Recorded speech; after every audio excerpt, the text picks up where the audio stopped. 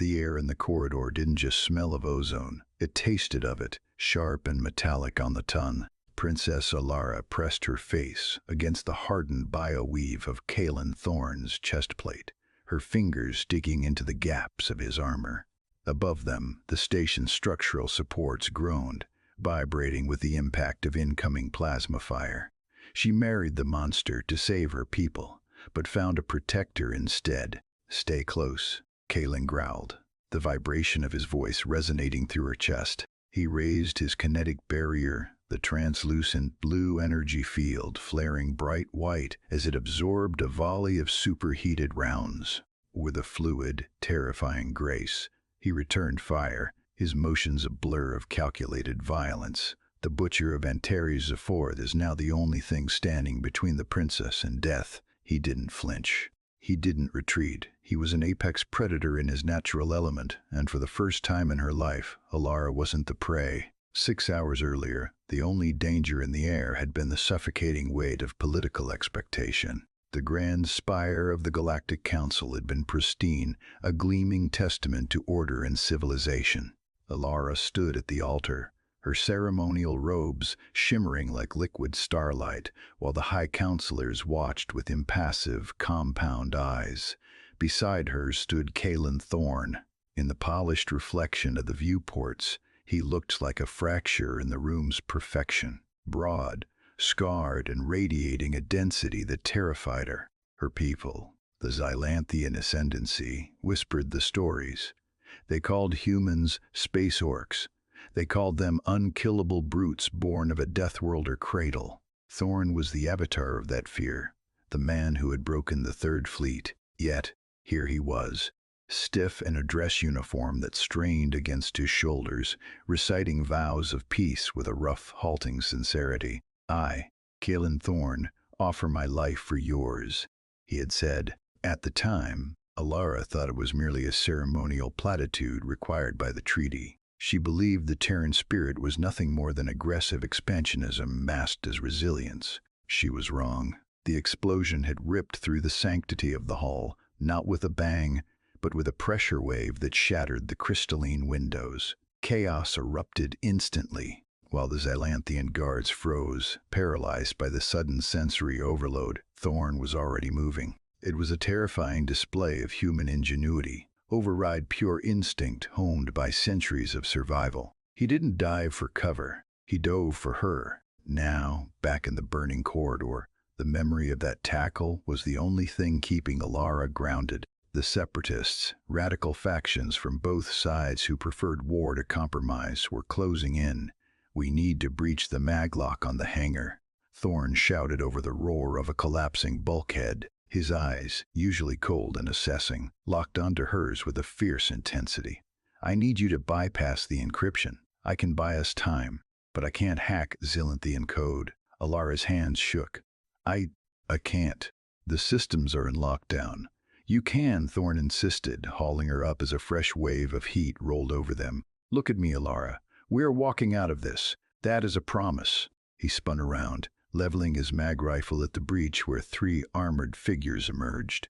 The ensuing firefight was brutal and efficient. This wasn't the clean, civilized warfare of the Ascendancy. This was messy, close-quarters sci-fi combat that left no room for hesitation. Thorne took a grazing shot to the shoulder but didn't falter, his suppression fire forcing the attackers back. Alara watched him, seeing past the propaganda for the first time.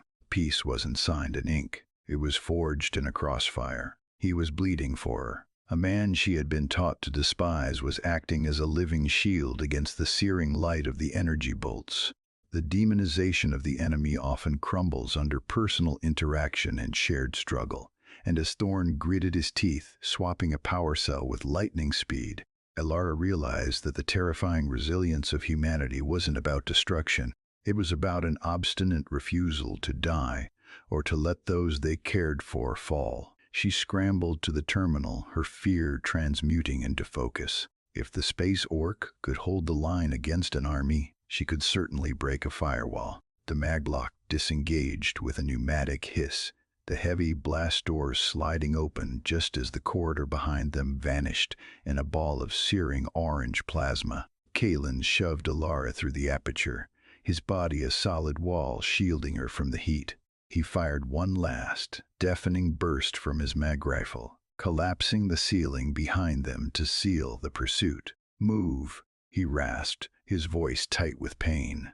Smoke rose from the scorched plating of his shoulder, but he didn't slow down. They reached the shuttle, the vessel vibrating as the station's reactor went critical.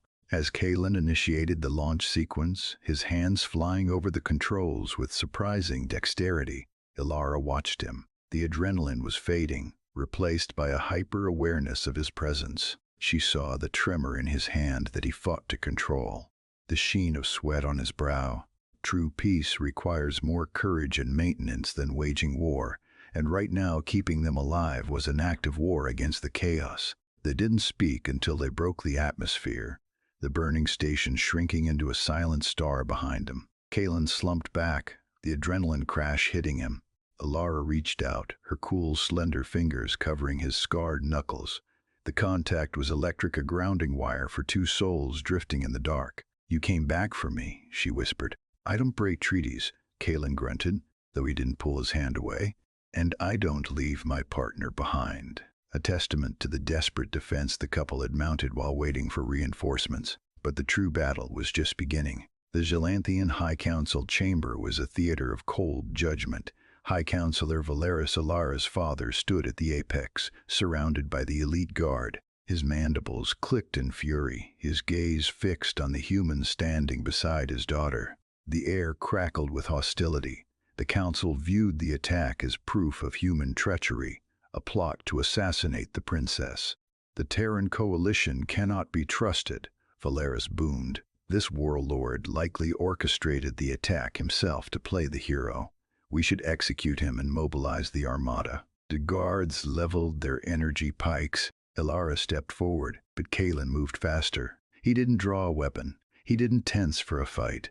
He simply took a step toward the most powerful being in the sector, effectively an apex predator of politics, and removed his helmet. The silence that followed wasn't heavy. It was stunned. Kalen looked tired. He looked human. "You can kill me," Kalen said, his voice carrying the rough cadence of humanity. "But it won't bring back the sons you lost on Antares IV. Just like killing you won't bring back the brother I lost there." He gestured to the view screen, showing the debris of the separatist ships, both Xylanthian and Terran. "We bled together to keep your daughter safe.